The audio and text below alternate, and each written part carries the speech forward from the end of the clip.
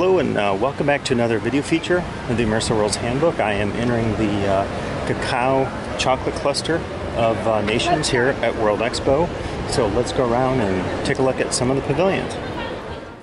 So in the way of a little bit of background here in the cacao and chocolate cluster, you'll note, like the coffee cluster, a very distinctive approach to the design of the pavilions. And specifically, the emphasis here is on recreating the look of trees to focus on, again, growers and all the cultures that rely on chocolate for a large percentage of their income. You'll notice this image here of a woman and some guests taking a respite from their day at the expo. And it's interesting, I was reading in the guide, they said here that images of the faces of growers observe the visitors from the facades of the structure, and the panels inside tell the tale of cacao from cultivation to processing and transport. I just thought it was interesting, this notion that these people pictured here are observing the visitors. And you'll note this throughout many of the clusters where you have images of indigenous people presumably representing the culture. And again, it would be interesting to reflect on this in terms of essences of culture and what this says about how World Expos conceive of themselves or how we conceive of them. You'll also note significant signage in this cluster in terms of talking about the history and the issues, even the chemical properties of chocolate, as you see here. And the specific countries included in the cacao and chocolate cluster are Cameroon, Cote d'Ivoire, Cuba, Gabon, Ghana, Sao Tome and Principe. And so what I'll be doing here is taking you through a walk through the pavilions and give you a sense of how they structured the cacao and chocolate cluster and what some of the interiors look like in terms of these nations.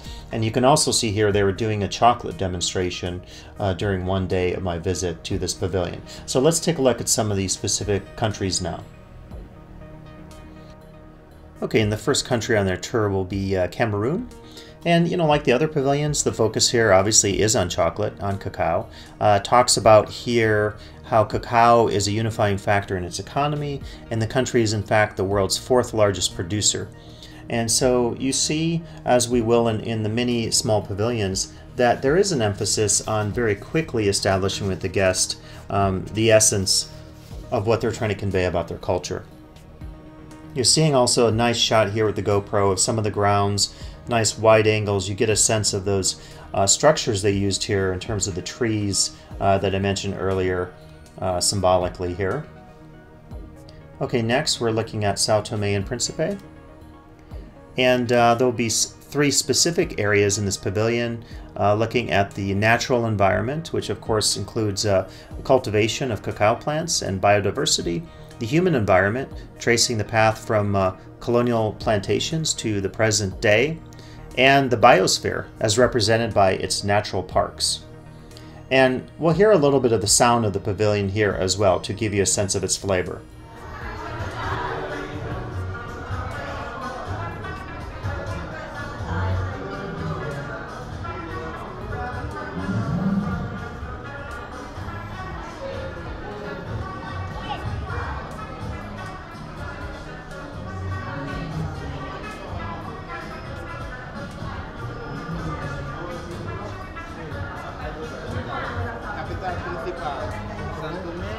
Okay, we leave the very lively pavilion of Sao Tome and Principe, and you see here some of the signage that establishes that unity of the theme throughout the cluster here in cacao and chocolate.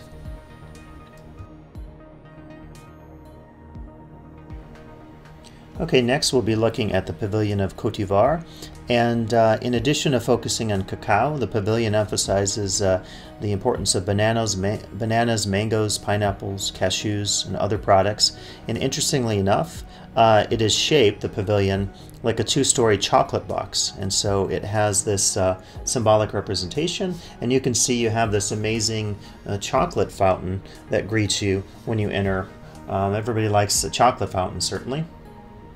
We'll just take a walk through the pavilion to get a sense of some of the experiences that greet the visitor. Again, for some of the small pavilions, I'm always impressed with how much they put into the design of a pavilion, presumably with limited resources compared to the bigger pavilions.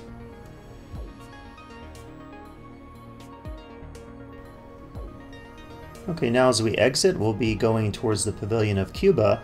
And Cuba, of course, is a very interesting pavilion in the geopolitical sense if you think about recent efforts of the Obama administration to reestablish diplomatic, economic, and cultural relations with the nation.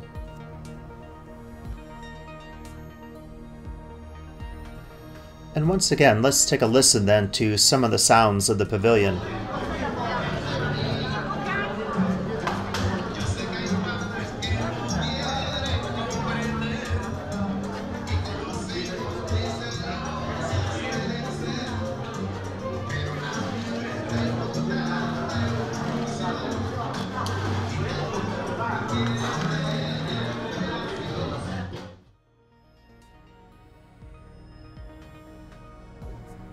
Okay, and as we continue the walk here, you're seeing some of the large signage that is part of the thematic continuity that's established in cacao and chocolate. You can see with the history, and then earlier we saw the focus on the chemical properties of chocolate.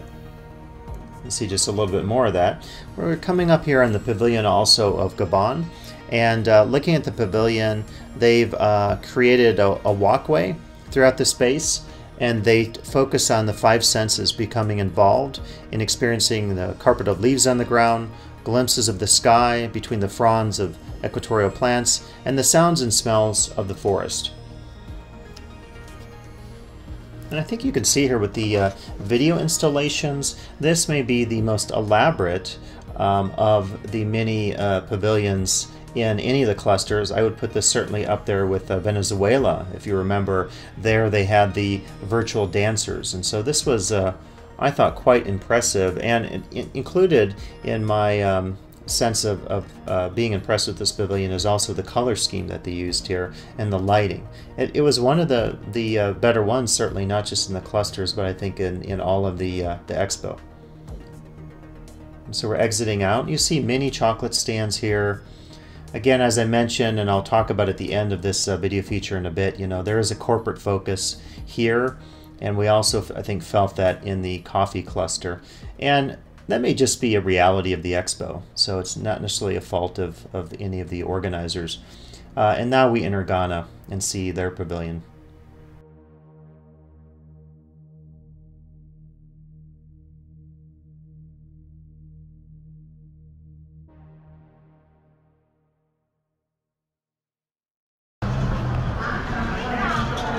Okay, so behind me you can see both Lindt, the corporate chocolate, and also the Italian chocolate districts, which is full of all kinds of chocolates. I mean, very delectable looking stuff. So the thing I was thinking about here is both in the coffee cluster and in the chocolate cluster, you have the consumer thing going on. Because chocolate and coffee are such important world commodities and we like consuming both, they're omnipresent, not just as part of the culture that's being presented, but as something to consume and buy. And it's just interesting to think about how rice, it's not this, with one or two limited exceptions with some of the restaurants, rice is not the same. Or fruit and legumes, I guess there's some fruit juice. But the point here is that as a commodity, again, it goes without saying that they're very expensive commodities. Coffee and chocolate, certainly with the growth of artisanal varieties in both, and high-end coffee and chocolate, they're very expensive commodities. And again, I go back to the political points I made during the discussion in the coffee cluster, that this is not really addressed. We're not talking about fair trade issues here in the chocolate district, the chocolate cluster, nor in the coffee cluster. So it's something I think needs to be addressed at some point, socio-politically and economically. Hope you enjoyed this video feature today here at World Expo, and please come back for additional video features of the Immersive Worlds Handbook.